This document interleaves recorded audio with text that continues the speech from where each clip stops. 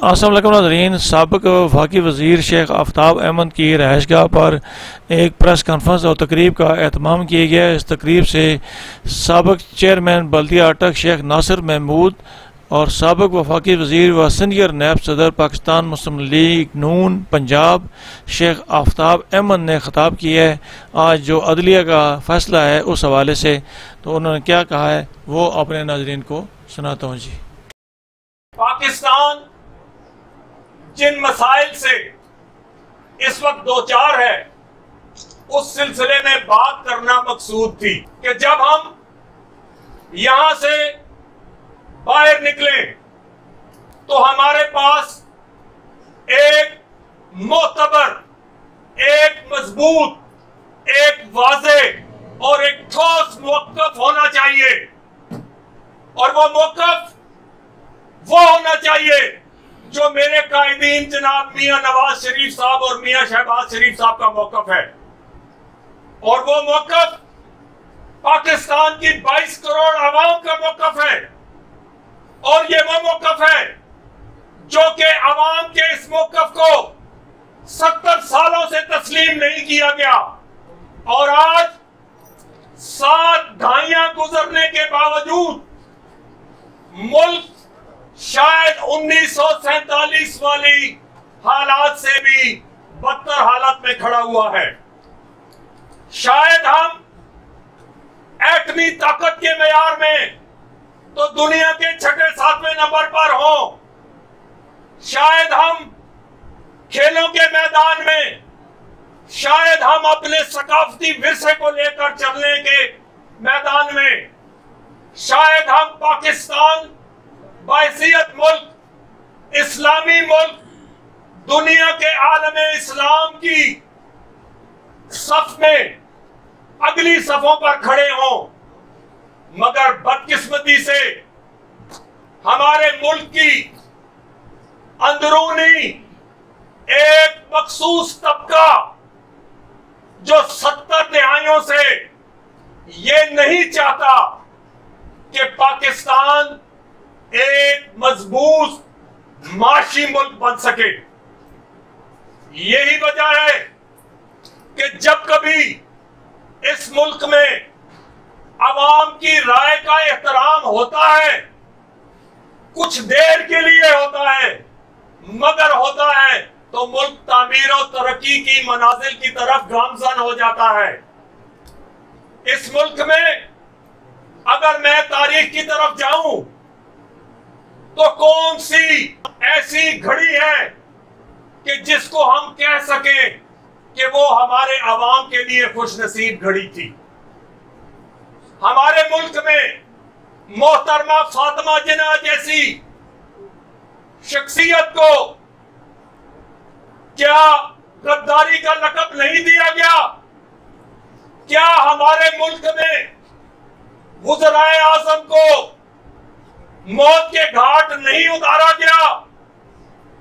क्या हमारे मुल्क में वज़ीर आज़म को, जिनके पास 2/3 मेजॉरिटी का मैंडेट था, क्या उनको मुल्क बदर नहीं किया गया? क्या उनको तख्त-ए-दार पर, जिसे आज 40 साल गुजरने के बाद कहते हैं कि अदालती कत्ल था, क्या वो भी उस वक्त की अपने जमाने की सो कॉल्ड मोतबर अदलिया नहीं कहलाती थी जिसने जुल्फिकार अली भुट्टो को फांसी दिया था? अगर वो फैसला ठीक था तो फिर 40 साल बाद ये क्यों कहते हो कि हाँ हमसे गलती हुई? क्या इस मुल्क में नजरिया जरूरत की भीड़ चढ़ाकर इस मुल्क में आमरीयत को दवाम नहीं बख्शा गया? तो फिर क्या वजह है कि जब एक फैसला, एक मनपसंद हम ख्याल बेंच जो किसी मखसूस धड़े और एक मखसूस फिरके की नुमाइंदगी करते हुए बैठ जाता है, कभी एक सुओ मोटो के नाम पर बैठ जाता है, कभी किसी दरखास्त दहिंदा की तरफ से दरखास्त दिलाकर बिठा दिया जाता है, तो क्या जब उस मुल्क में अवाम, सियासी ताकतें सुप्रीम कोर्ट के उसी फैसले के नीचे, उसी फैसले को मद्देनजर रखते हुए एक फैसला देता है, सुप्रीम कोर्ट की वर्डिक्ट को मद्देनजर रखते हुए डिप्टी स्पीकर, जो कि स्पीकर के फराइज अंजाम दे रहे थे, तो फिर क्यों कासिम सूरी और उनका क्या नाम था, क्यों फिर सूरी और मजारी की जजमेंट्स में फर्क किया जाता है? सुप्रीम कोर्ट अपने ही फैसले को, मैं ये कहता हूं कि आज एक नई बहस छेड़ दी गई है अल्फाजों के इस धन चक्कर में, जहां पर के मुल्क को हर रोज एक नए बहरान से दो चार किया जाता है। आज ये कह रहे हैं कि पार्टी सदर और पार्टी के सरबराह की राय की कोई हैसियत नहीं। इससे पहले जब मियां नवाज शरीफ साहब पर पाबंदी लगाई गई, तो उसमें यह वाज़ेह तौर पे कहा गया कि यह शख्स अब अपनी पार्टी की सदारत नहीं कर सकता, क्योंकि पार्टी हेड पार्टी की आवाज होती है, पार्टी का सरबराह होता है। आज ये कहते हैं कि पार्लिमानी पार्टी इस बात का तयन करेगी।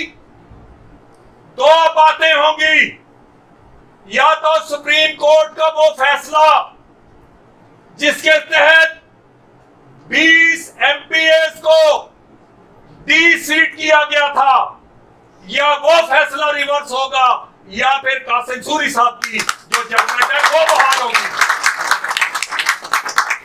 एक सुप्रीम कोर्ट का एक ही हम ख्याल बेंच, मैं फिर कहता हूं, मीडिया से कहता हूं, हम ख्याल बेंच दो वर्डिक्ट नहीं ले सकता। लेकिन मेरे दोस्तों और भाइयों, मेरे मुल्क की यह बदकिस्मती है, मेरी जनरेशन जिससे मैं बिलोंग करता हूं, उसकी यह बदकिस्मती है कि इस मुल्क में सिर्फ एक चीज को दवाम बख्शा गया, और वो थी आमरीयत। वो आते हैं तो कभी 11 और कभी 12 और कभी 13 साल से कम का मैंडेट उनके पास नहीं होता। आज लोग कहते हैं, मैं इस बात पे शर्मिंदा हूं क्योंकि एक पॉलिटिकल वर्कर हूं, इस बात पे शर्मिंदा हूं कि सियासतदान लोग कहते हैं कि इकट्ठे बैठ के मसले का हल क्यों नहीं निकालते। मैं ये कहता हूं, मैं हैसियत पॉलिटिकल वर्कर इस बात पे शर्मिंदा हूं, लेकिन मैं ये कहता हूं कि एक अनाड़ी, एक भिखारी जिसने सारी जिंदगी चंदे के नाम पर लोगों से भीख मांगा है, एक सो कॉल्ड अनाड़ी खिलाड़ी जो हम पर मुसल्लत कर दिया गया, जो अपने घर की कश्ती को अभी तक नहीं संभाल पा रहा, जिसके बच्चे यहूद और नसारा की गोद में पल रहे हैं, वो जो आपने हम पर मुसल्लत कर दिया है, हम तो उसको सियासतदान मानते ही नहीं। मैं ये उस शख्स से सवाल करता हूं कि अगर आसिफ अली जरदारी साहेब, अगर जनाब जुल्फिकार अली भुट्टो के सिपाही जनाब मौलाना फजलुर रहमान साहब, हमारे बहुत बड़े मजहबी और सियासी रहनुमा, जिनकी बसीरत को पाकिस्तान का हर तबका दाद देता है, आज मुल्क की सरहदी पार्टियां जो कि मुख्तलिफ कबाइल की भी पार्टियां हैं, मुख्तलिफ सूबाई पार्टियां, अगर एक प्लेटफॉर्म पर नाबालग बच्चा जो ये कहता है कि ना खेडेंगे ना खेडन देंगे, ना मनांगे ते ना इस मुल्क नू चलन देंगे, मुल्क का बेड़ा गर्क करके, मुल्क की मईशत का बेड़ा गर्क करके। लेकिन मैं आफरीन कहता हूं जनाब मियां नवाज शरीफ साहब को, मियां शहबाज शरीफ साहब को, मियां हमजा शरीफ को, मरियम नवाज साहिबा को, जिन्होंने के, और आप फख्र करें इस बात पर कि मेरा और आपका और मेरे कायद का ताल्लुक उस पार्टी से है जब भी मुल्क पर मुश्किल वक्त आया उन्होंने अपनी जाती जिंदगी और अपनी सियासी जिंदगी को दांव पर लगा दिया, लेकिन इस मुल्क को बहरानों से निकालने के लिए अपना भरपूर किरदार लगा। आज फिर जब पाकिस्तान की नाव माशी तौर पर डूब रही थी तो इन्होंने, किसको नहीं पता, क्या जो बात मुझे और आपको पता है कि हमें मुल्क हुकूमत की बागडोर नहीं संभालनी चाहिए थी, तो उन सियासी बसीरत रखने वाले लोगों को यह नहीं पता था कि इस महंगाई का बेड़ा अपने सर लेंगे तो इसका क्या नतीजा निकलेगा। लेकिन बिल्कुल उसी तरह मियां शहबाज शरीफ साहब ने इस बात पर कंप्रोमाइज करने से इनकार कर दिया। उन्होंने कहा सियासत जाए पहाड़ में, हमें मुल्क बचाना है। ये बिल्कुल इसी तरह था जब इंडिया ने एटमी धमाके किए थे तो पाकिस्तान के हरदिल अजीज लीडर मियां नवाज शरीफ साहब ने कहा था कि मुझे पाकिस्तान को एटमी ताकत बनाना है, मैं डॉलरों को जुत्ती के नोक पर रखता हूं कि ये मुल्क इस वक्त मनपसंद फैसलों का मुताम्मल नहीं हो सकता।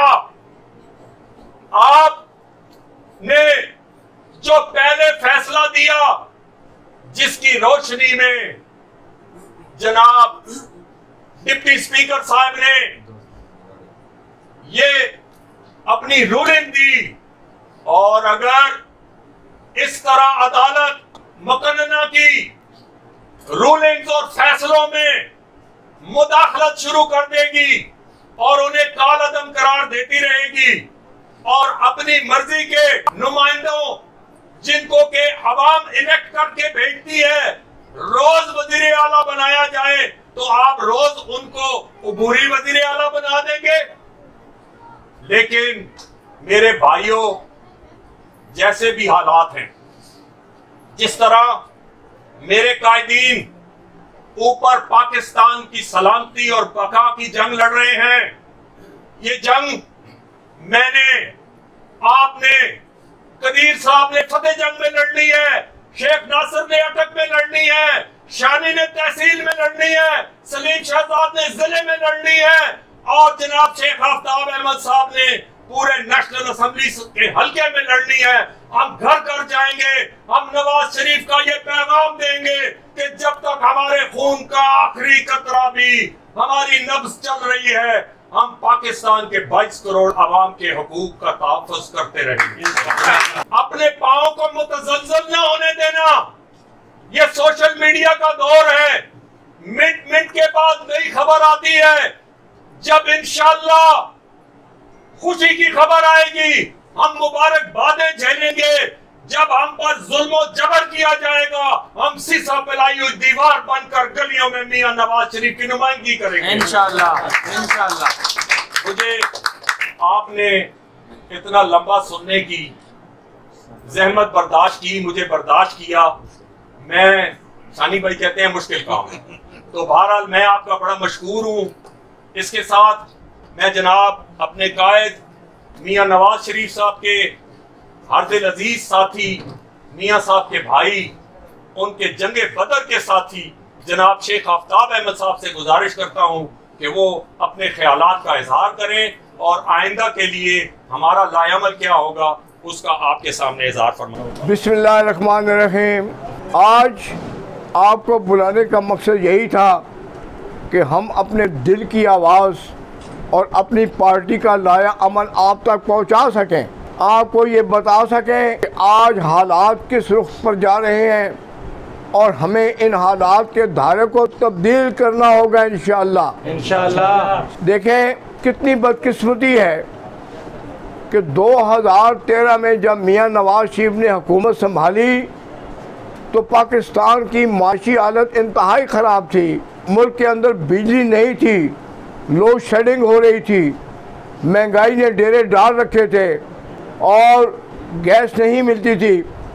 ऐसे हालात में जब 2013 में नवाज शरीफ साहब ने हुकूमत संभाली 14,000 मेगावाट बिजली बनाई गई, LNG मंगवाई गई और इस मुल्क को खुशहाली का एक सफ़र का आगाज़ कर दिया गया। आप बताएं कि क्या 2013 से 18 तक नवाज शरीफ की हुकूमत जो है उसमें लोग तरक्की कर रहे थे या नहीं कर रहे थे? कर रहे थे। गरीब की रोटी बड़ी आसान थी। वो कुव्वतें जो इस मुल्क की तकदीर से हमेशा खेलती आई हैं वो बताएं कि जब 2013 से लेकर 18 तक एक तरक्की का सफ़र शुरू था और नवाज शरीफ साहब इस कश्ती को किनारे की तरफ लेकर जा रहे थे तो 2018 में आपने इसको क्यों हम पर मुसल्लत कर दिया, जिसने आकर मुल्क को तबाही के किनारे पहुंचा दिया। ये बदकिस्मती की बात है कि वो मुल्क जो दुनिया के तरक्की याफ्ता ममालिक की सब में शामिल होने के लिए जा रहा था, उस मुल्क को आपने रास्ते में रुकावटें डाल दी। आपने वो तरक्की का सफ़र रोक दिया और नवाज शरीफ साहब को ये कह कर के आपने अपने बेटे से तनख्वाह नहीं ली, उनको डिस्क्वालीफाई कर दिया गया। ये कहाँ का इंसाफ है, जिसका खमियाजा आज पूरी कौम भुगत रही है। अब देखें ये जो महंगाई का अंसर है ये 2 या 3 महीने में तो नहीं पैदा हो गया, ये तो एक लंबी कहानी है। 4 साल में जिस तरह मुल्क को आपने तबाह बर्बाद किया, जिस तरीके से मुल्क को महंगाई के इसमें धकेल दिया, खड्डे में धकेल दिया, और जिस तरीके से आपने मुल्क में बेरोजगारी आम की। आपने 1 करोड़ नौकरी का वादा किया था नौजवानों से, बताओ किसी एक नौजवान को भी नौकरी मिली? नहीं। आपने 50 लाख घरों का वादा किया था, इस मुल्क में कोई एक घर भी बनाया गया? नहीं। किसी एक को घर मिला? मास के तबाही तबाही। अब देखें ये जो आज के हालात हैं, मुझे याद है कि आज से 6 महीने पहले जब मीटिंग हुई जिसमें नवाज शरीफ साहब ने भी वीडियो लिंक के ज़रिए खिताब किया था, तो उसमें ये बातें हमारे सामने आईं कि हम अपने आप को एक गंद की तरफ लेके जा रहे हैं, हमने अपने आप को एक बहुत बड़ी मुश्किलात में डालने के लिए जा रहे हैं। लेकिन मियाँ साहब ने कहा कि घबराने की ज़रूरत नहीं है, हम कौम को इस हालत में नहीं छोड़ सकते। खैर है हमारी सियासत जाती है तो जाए, लेकिन ये मुल्क बच जाए, लिहाजा ये हुकूमत संभाली गई। अब IMF का मायदा जिन शराइत पर ये करके गए हैं, उन्होंने पाकिस्तान को एक तजनली की तरफ जो है वो धकेल दिया है। आज मुल्क बजाय आगे जाने के पीछे की तरफ जा रहा है, और फिर ये है कि काम भी नहीं करने दिया जा रहा। रोज़ाना रास्ते में रुकावटें आती हैं। क्यों? एक हुकूमत अच्छी भली जो चल रही होती है उसमें रुकावटें डालना किसी का काम नहीं है। ये वो लोग डालते हैं जो इस मुल्क को बर्बाद करना चाहते हैं, जो इस मुल्क को तरक्की याफ्ता मुल्क नहीं बनने देना चाहते, वो जो है लोग इस मुल्क में रुकावटें डालने की कोशिश करते हैं। लिहाजा आज हमारी PDM का मुतफ़िका मुतालबा है कि फुल बेंच बनाया जाए, सारे जायज़ सामान बैठें, हमारी पूरी बात सुने। अब देखें आज से चंद दिन पहले इमरान खान चूँकि एक पार्टी के चेयरमैन हैं, उन्होंने जब दरख्वास्त दी तो 20 लोगों को डिसीट कर दिया गया। आज वही काम चौधरी शुजात ने भी किया, वो भी इस पार्टी के सदर हैं। उन्होंने कहा कि मैं इनको इजाज़त नहीं दे सकता कि इमरान खान के किसी उम्मीदवार को वोट दिया जाए। ये आज उन पर भी वही होना चाहिए अमल जो कि उस वक़्त हुआ था। लिहाजा मैं आपकी वसातत से, पूरी कौम की वसातत से ये कहूँगा कि खुदारा हमारे दिल अंदर से रो रहे हैं। आप यकीन करें कि इतने दुखी हैं हमारे दिल कि मैं आपको बता नहीं सकता। आज इसीलिए हमने सबको इकट्ठा किया कि आए मिल बैठें और अपने दिल की बातें कर सकें, अपने दुख दर्द आपसे बांट सकें। क्या ये मुल्क कायद-ए-आज़म साहब ने इस दिन के लिए बनाया था जो दिन आज हम देख रहे हैं? ये पाकिस्तान तो कायद-ए-आज़म ने बनाया था कि इस पाकिस्तान के अंदर बसने वाले आज़ाद होंगे, उनके बुनियादी हकूक़ का तहफ़्फ़ुज़ किया जाएगा, यहाँ कानून की बालादस्ती होगी, यहाँ आइन की बालादस्ती होगी।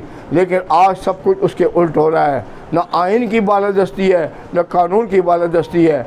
बस कुछ समझ नहीं आती कि ये गायब की बातें कहाँ से आती हैं और पाकिस्तान दिन ब दिन पाकिस्तान की कश्ती डूबती चली जाती है। खुदारा इस मुल्क को बचाओ। पाकिस्तानी बनकर हमें सोचना होगा। हमें जब फैसले करने लगें, कोई फ़ैसला भी करने लगें, तो हमें पाकिस्तानी बनकर ये फ़ैसला करना होगा। हमें सोचना होगा कि हमारा मुल्क, प्यारा मुल्क पाकिस्तान किस तरफ जा रहा है।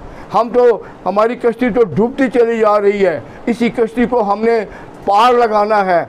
और उसके लिए मैं समझता हूँ कि नवाज़ शरीफ साहब और शहबाज शरीफ और हमजा साहब से बेहतर इस वक्त पाकिस्तान का कोई भी लीडर नहीं है। बेशक बेशक।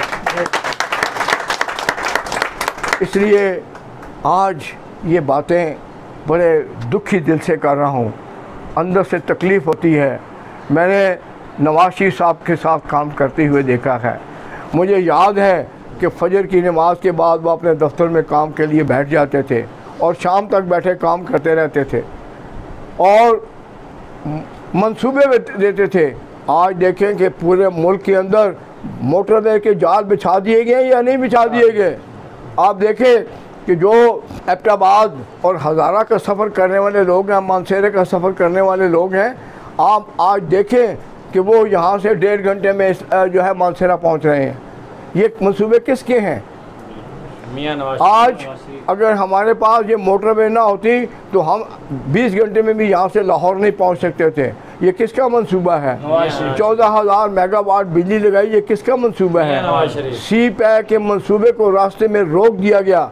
ये मंसूबा मुकम्मल हो जाता तो पाकिस्तान दुनिया के उन तरक्की याफ्ता में शामिल हो जाते, ममालिक में शामिल हो जाता जो कि तरक्की याफ्ता इलाके कहलाते हैं। बहरहाल अल्लाह ताला से मायूसी गुनाह है, हम मायूस नहीं हैं। हमें अल्लाह ताला के हुजूर ये दुआ करनी है कि अल्लाह ताला हमारे इस प्यारे मुल्क को सलामत रखें, मुल्क को सलामत रखें, हमारा मुल्क तरक्की करे, यहाँ से गुर्बत का ख़ात्मा हो, यहाँ से बीमारी का ख़ात्मा हो। आप देखें कि इस्लामाबाद और की मोटरवे मेट्रो 4 साल तक पड़ी रही, इसको किसी ने ही नहीं चलाया। शहबाज शरीफ साहब ने आकर उसको 4 दिन में चला दिया। मैं सबसे दरख्वास्त करूँगा कि आइए मिलकर अल्लाह के हुजूर दुआ करें कि या अल्लाह आप इंसाफ भेजें। अगर यहाँ दुनिया में हमें इंसाफ नहीं मिल रहा तो आप इंसाफ करें हमारे साथ, आप मेहरबानी करें। हम अगरचे बड़े गुनाहगार हैं लेकिन फिर भी तेरे रसूल अकरम सल्लल्लाहु अलैहि वसल्लम की उम्मत में से हैं, तेरे एक अदना से बंदे हैं। मेरी ये दुआ है कि अल्लाह ताला हम सब को सुरखरू करे, पाकिस्तान से बेरोज़गारी ख़ात्मा हो, पाकिस्तान से नाइंसाफ़ी का ख़ात्मा हो, पाकिस्तान का जो इमेज है वो दुनिया में बढ़े। मैं इस मौके पर यूथ विंग का और मीडिया का भी शुक्रिया अदा करता हूँ जिस तरीके से आप आए, और मैं आप सब का भी शुक्रिया अदा करता हूँ।